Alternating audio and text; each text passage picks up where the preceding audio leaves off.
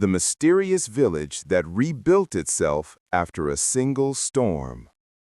In the early winter of 1894, deep within the rugged hills of northern Vermont, there was a tiny settlement known as Hollow Creek, a place so small that most maps didn't even bother to mark it.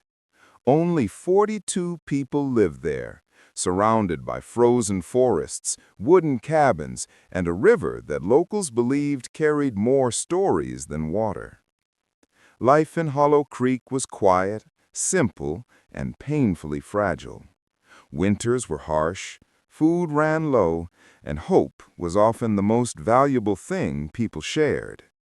But everything changed on the night that would later be called the storm that erased a village. On January 8th, a violent nor'easter swept through New England.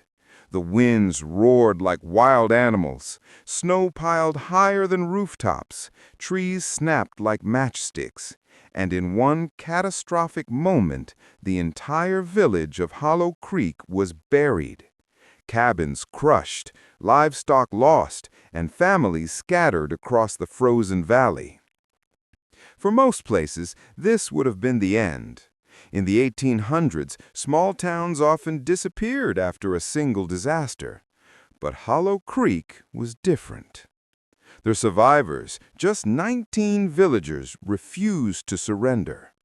The morning after the storm, with smoke rising from ruined chimneys and snow still falling, something extraordinary happened. A young widow named Margaret Dowling stepped forward. She gathered everyone near the remains of the old town church. Her voice shook, but her words didn't. "We will rebuild, together, and we will rise stronger than before."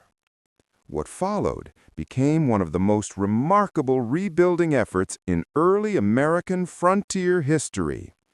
The villagers worked day and night, using broken timber, fallen branches, and whatever supplies they could salvage from the wreckage. They shared food, tools, and even stories to keep their spirits alive. Children carried small bundles of firewood. Elderly men sharpened tools. Women rebuilt kitchens and cared for the wounded. Soon word of their resilience spread to neighboring towns. Within a week, wagons from nearby communities arrived with blankets, bread, nails, hammers, and lanterns. People who had never heard of Hollow Creek came forward simply because they heard about the little village that refused to die. And then came the moment historians still talk about today. In just 14 days, Hollow Creek rebuilt almost everything the storm destroyed. New cabins stood where ruins had been. The church's bell rang again. Smoke rose from chimneys. Children laughed in the snow. It was as if the storm had tried to erase the village, but the people wrote themselves back into history.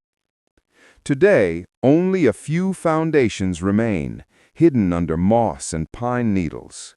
But in Vermont, old storytellers still whisper, it wasn't the storm that defined Hollow Creek. It was the courage that came after. For historians, the village stands as a reminder that America's greatest strength was never its size, but the power of ordinary people who refused to give up.